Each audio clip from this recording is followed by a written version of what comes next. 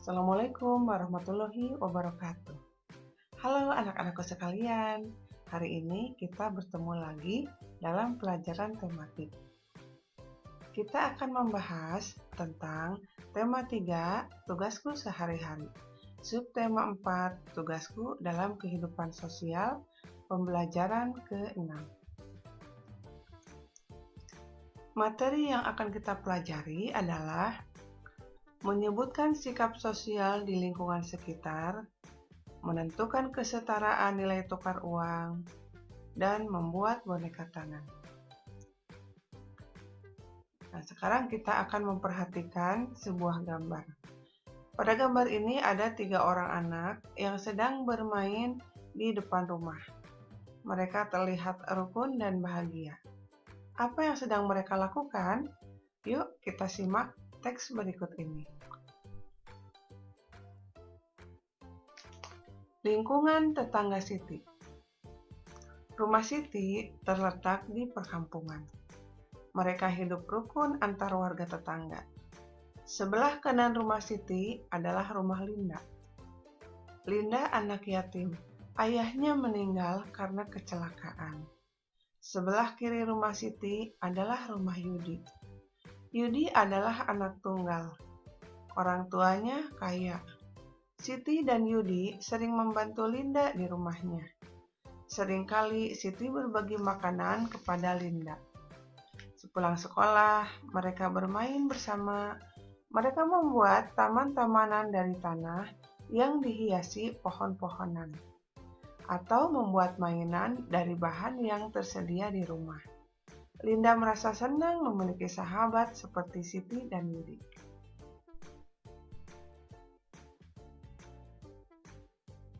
Kita sebagai makhluk sosial memang tidak bisa hidup sendiri. Kita selalu membutuhkan bantuan orang lain dalam kehidupan kita. Untuk itu, bagaimanapun keadaan kita lebih tinggi dari orang lain, keberadaan kita lebih kaya dari orang lain, kita tetap harus menjaga sikap yang baik kepada orang lain karena kita memiliki tugas dalam kehidupan sosial. Nah, dari cerita tadi, sikap sosial yang telah dilakukan Siti adalah rukun dengan sesama, membantu teman yang kesulitan, berbagi kepada yang membutuhkan, dan menghibur teman yang sedang sedih. Nah, ini adalah beberapa sikap sosial yang dilakukan oleh Siti.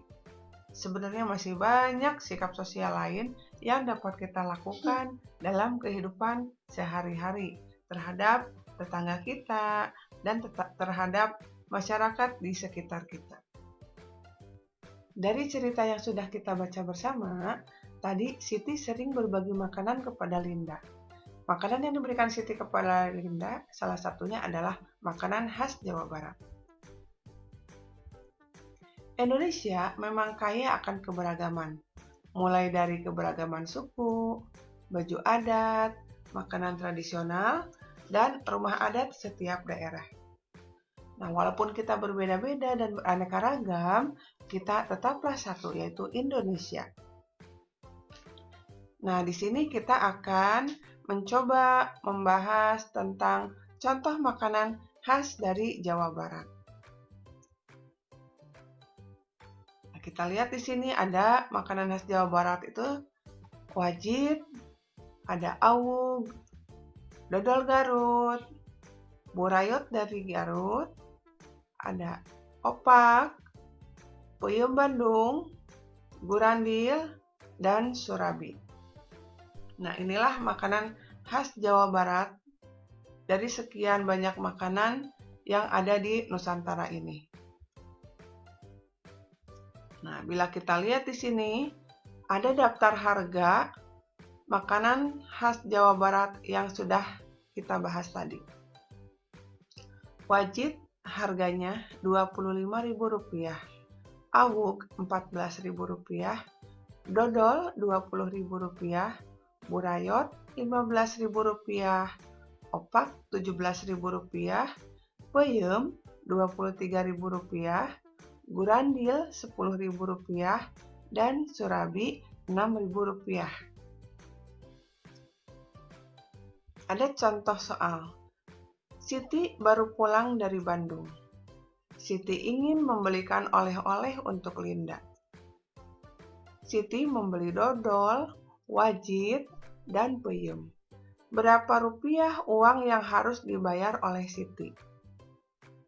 Nah, kita akan menuliskan harga dari barang yang dibeli oleh Siti. Nah, dodol Rp20.000, wajit Rp25.000, dan peyem Rp23.000. Nah, setelah dijumlahkan Rp68.000. Jadi, uang yang harus dibayarkan Siti sebesar Rp68.000. Nah, di sini Siti memberikan uang satu lembar Rp50.000, satu lembar uang Rp10.000, satu lembar uang Rp5.000, satu lembar uang Rp2.000, dan satu lembar uang Rp1.000. Nah, ada soal yang kedua. Yudi mengunjungi toko kue dengan membawa uang sebesar Rp45.000. Yudi akan membelanjakan semua uangnya untuk membeli beberapa kue. Kue apa saja yang dapat dibeli oleh Yudi? Nah, kita akan mencari makanan khas Jawa Barat yang harganya Rp45.000.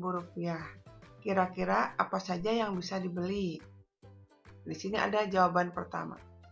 Bisa membeli awug Rp14.000, wajit Rp25.000, dan surabi Rp6.000. Kalau dijumlahkan menjadi Rp45.000. Tapi ada juga jawaban yang kedua. Bisa saja Yudi membeli dodol Rp20.000, burayot Rp15.000, dan gurandil Rp10.000. Jumlahnya juga sama Rp45.000.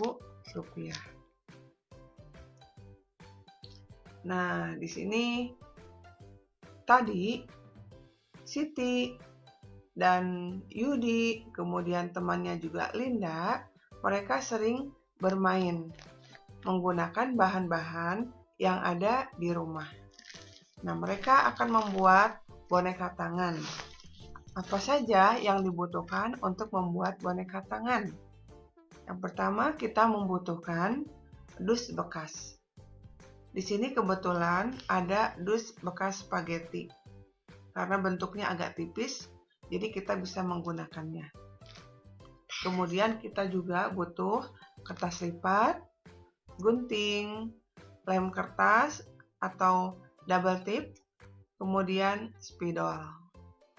Nah, kita akan mencoba membuat boneka tangan dari bahan-bahan sederhana ini.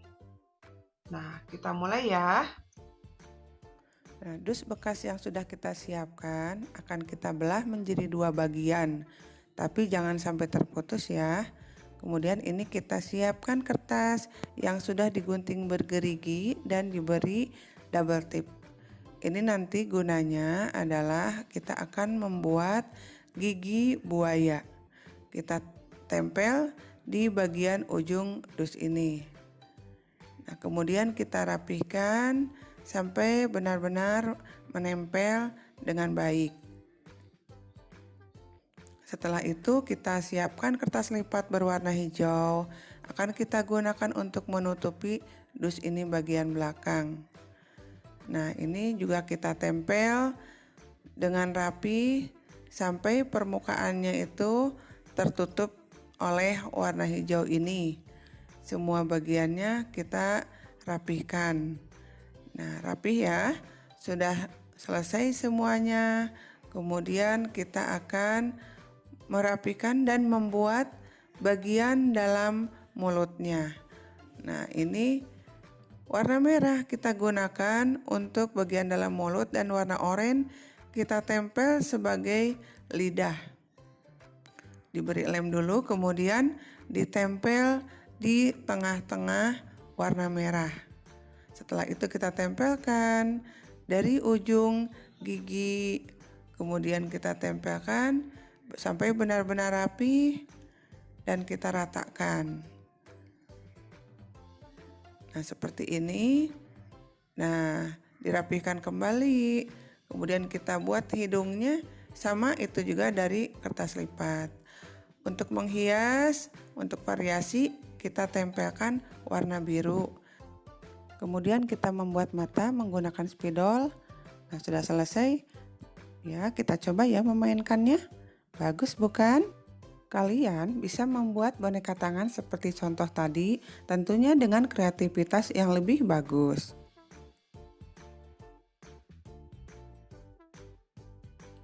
Demikian pembelajaran kita pada hari ini tentang sikap sosial di lingkungan sekitar, kesetaraan nilai tukar uang, dan membuat boneka tangan. Mudah-mudahan ada guna dan manfaatnya. Mohon maaf atas segala kekurangan. Kita bertemu lagi di lain kesempatan. Wabillahi taufik wal hidayah. Wassalamualaikum warahmatullahi wabarakatuh.